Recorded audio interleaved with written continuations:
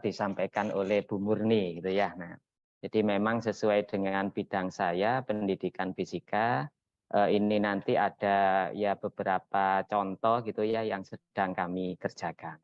Jadi saya itu pernah nulis, kami ya tim gitu ya, Artificial Intelligence in Education Research ya, daring the last 10 years, review and bibliometric study ya. Jadi sudah terbit di jurnal di mana ini, Swiss ya gitu ya. Jadi berangkat dari revolusi industri 4.0 dan society 5.0. Jadi sekarang semua data itu tersimpan di awan gitu ya, atau cloud gitu ya. Jadi kita eranya cyberspace kan gitu kan. Jadi data misalnya email kita rata-rata kan menggunakan Gmail gitu ya di Indonesia ini. Kemudian apa namanya, institusinya juga bekerja sama dengan Gmail itu kan disimpan.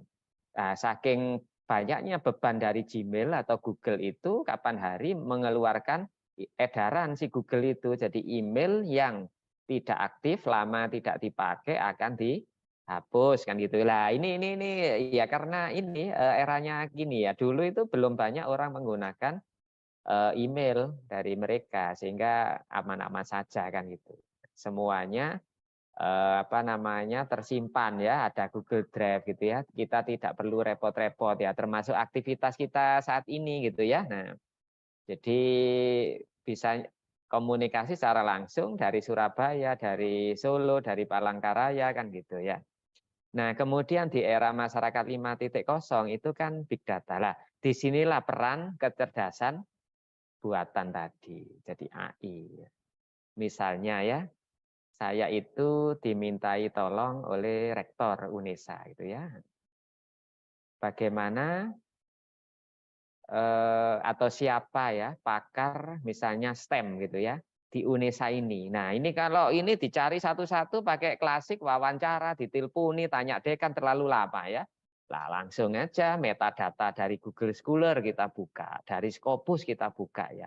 Oh kelihatan ini pakar-pakar STEM di UNESA itu siapa saja lah. Kayak gitulah kurang lebih seperti itu ya. Era masyarakat 5.0. Tadi di apa? Awal tadi sebelum pembukaan tadi keunggulan di IAIN Palangkaraya salah satunya robotik gitu ya, sensor ya. Pak Jelang ini kan alumni ITS instrumentasi ya kalau nggak salah lah. Itu saya rasa itu juga bisa dikaitkan dengan kecerdasan buatan.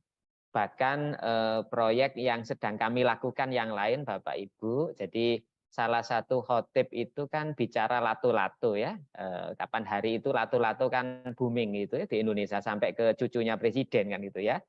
Lah Pak Presiden beli lato-lato untuk cucunya itu kan heboh. Nah kemudian di salah satu kesempatan di khutbah Jumat itu sang khotib mengaitkan dengan beberapa ayat suci maupun hadis, kita manusia itu jangan mudah untuk diadu domba ya, dibentur-benturkan kan gitu ya.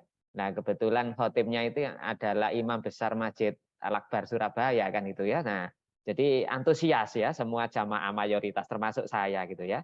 Nah jadi filosofi lato-lato. Nah kemudian saya punya inspirasi. Oh iya di kami di pendidikan fisika UNESA itu kan ada STEAM learning gitu ya, mata pembelajaran STEAM gitu ya, pembelajaran STEAM.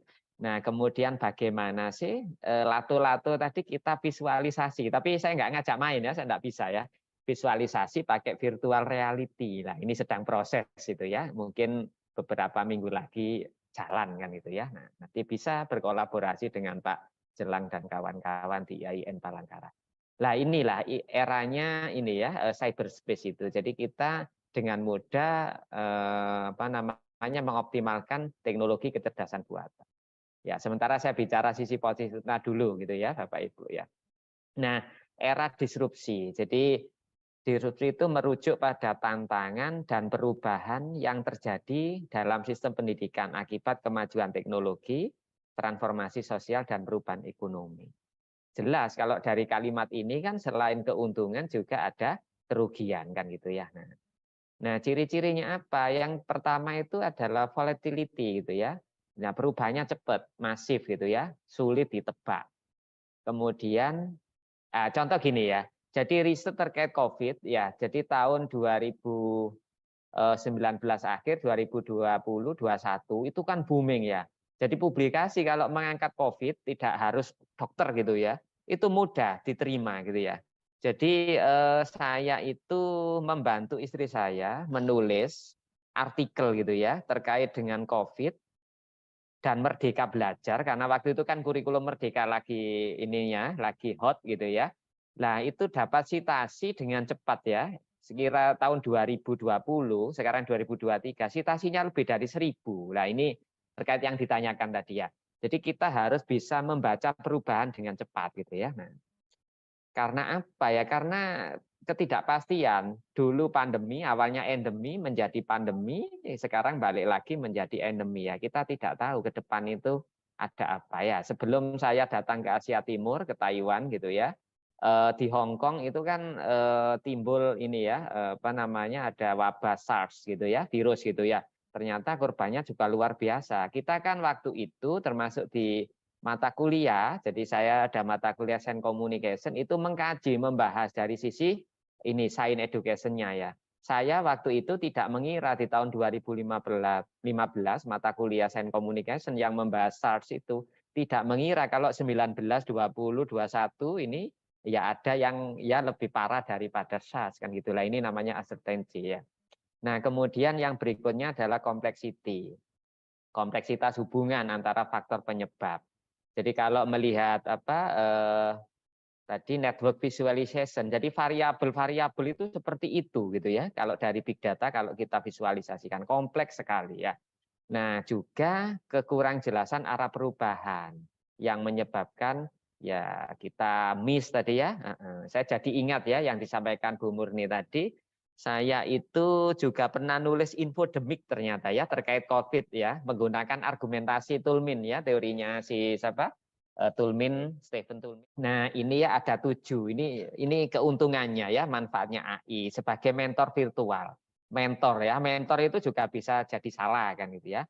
Kemudian voice assistant gitu ya. Kalau terutama misalnya belajar bahasa Inggris gitu ya. Smart content gitu ya. Tadi Bu Murni sempat nyinggung ya. Jadi AI tolong bantu saya membuat paper outline ya, outline paper terkait ini itu keluar ya. Tapi bisa jadi kita juga menolak gitu Bapak Ibu gitu ya. Nah, presentation translator gitu ya. Nah, kemudian ada global courses. Jadi kita juga butuh loh ya Bapak Ibu belajar dari profesor yang di luar sana, itu bisa pakai AI ya, jarak jauh. Saya itu ingin memahami lebih mendalami ras analisis, kurang paham saya dengan apa namanya dosen saya di Indonesia lah, itu bisa gitu ya cari ya. Memang sih ada yang free, ada yang open, ada yang berbayar ya. Kemudian penilaian otomatis gitu ya. Nah, kemudian pembelajaran individu gitu ya untuk ya memperkaya diri, memperkaya keilmuan kan gitu ya. Oke. Nah, ini penting ya untuk mahasiswa dan dosen ya. Jadi scribehow.com, Quillboard gitu ya, Bing Chat, ChatGPT itu yang paling terkenal kan gini ya.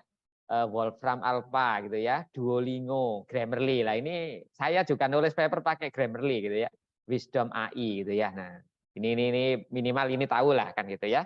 Kemudian kalau tanya apa saja bisa ke ChatGPT gitu ya, typing Mind, Jasper Chat gitu ya, Red Sony gitu ya. Kalau untuk ngoding ini ya, untuk riset hal baru, nah, Quillboard bisa atau Skyspace bisa membantu saat menulis ya.